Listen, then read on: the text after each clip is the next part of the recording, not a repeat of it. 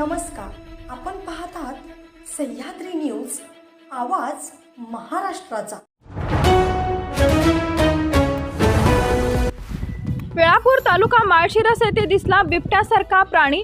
दिनांक 13 डिसेंबर 2023 रोजी सकाळी 10च्या सुमारास वेळापूर उघडेवाडी रस्त्याजवळ पणासे वस्ती येथे काही महिला पाणी आणण्यासाठी गेले असता जवळच्या मका शेतात बिबट्यासारखा दिसणारा प्राणी दिसल्यामुळे त्या महिलांनी भयभीत होऊन त्यांनी त्या ठिकाणाहून पळ काढला।